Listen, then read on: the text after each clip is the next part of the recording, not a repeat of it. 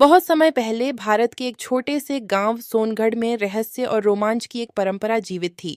गांव वाले मानते थे कि कभी यहाँ एक शक्तिशाली राजा का साम्राज्य था, जिसने अपने अंतिम समय में अपने राज्य का सबसे अनमोल खजाना जमीन के नीचे छिपा दिया था।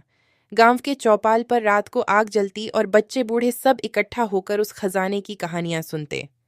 बुजुर्ग एक, आवाज में रहस्य, कहते हैं, राजमहल के नीचे एक भूल भुलैया है, वहां सोने चांदी के पहाड़ हैं।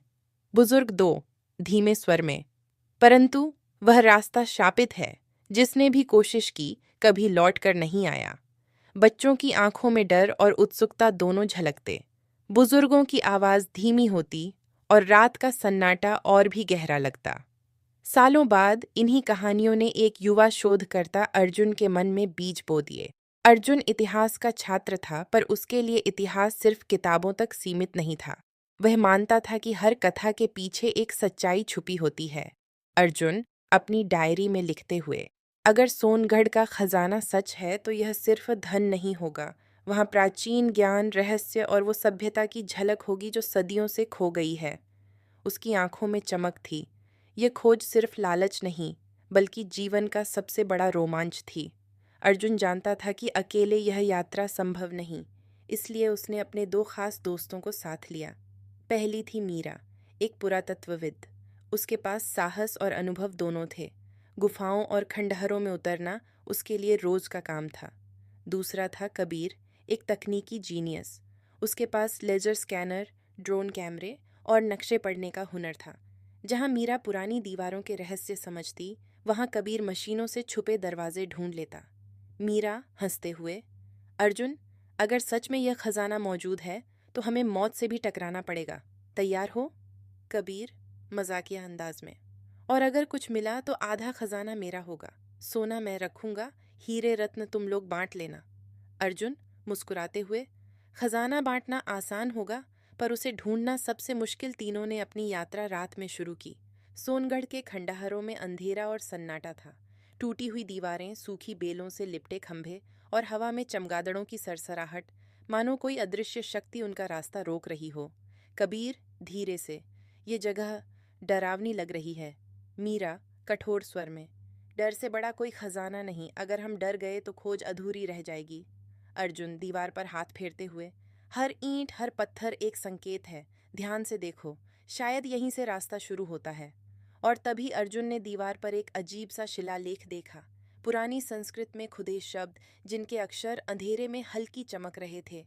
खंडहरों की टूटी हुई दीवार पर चमकते अक्षर देखकर अर्जुन ने अपना बैग खोला और टॉर्च की रोशनी डाली।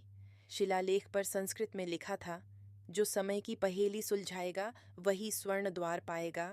अर्जुन उत्साहित होकर, यह सिर्फ चेतावनी नहीं, एक पहेली है, हमें सही क्रम से इसे पढ़ना होगा। मीरा संशय में, लेकिन ये शब्द किस ओर इशारा कर रहे हैं? कबीर ने अपने टैबलेट से दीवार को स्कैन किया। कबीर, यहाँ पीछे एक खोखला हिस्सा है, शायद कोई गुप्त दरवाजा हो। तभी अर्जुन ने पास ही 3 पत्थर देखे। उन पर सूरज, चांद और रेत घड़ी के चिन्ह बने थे। तीनों पत्थरों को दबाने पर हल्की सी गूंज उठी। अर्जुन ने सोचा, समय की पहेली, इसका मतलब है सही क्रम सूरज, फिर चांद, फिर रेत घड़ी। अर्जुन धीरे से, सुबह, सूरज, रात, चांद और अंत में समय की गिनती, रेत घड़ी, यही क्रम है। मीरा ने साहस के साथ पहले सूरज वाला पत्थर दबाया, फिर चांद और अंत में रेत घड़ी।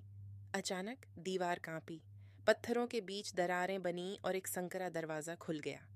अंधकार से भरी गुफा का रास्ता सामने था। कबीर चौंकते हुए, वाह, जैसे किसी फिल्म में हो।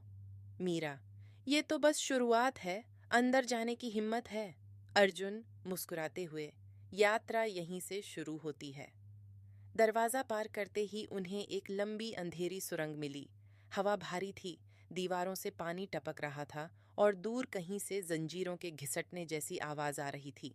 तीनों टॉर्च लेकर धीरे धीरे आगे बढ़े। अचानक कबीर के पैर के नीचे की ईंट धंस गई। कबीर घबराकर, ओह, मैंने क्या कर दिया? तुरंत सामने की दीवार से तीरों की बारिश शुरू हो गई। तीनों जमीन पर झुककर बचे। मीरा तेज सांस लेते हुए, ये जगह सच में शापित है।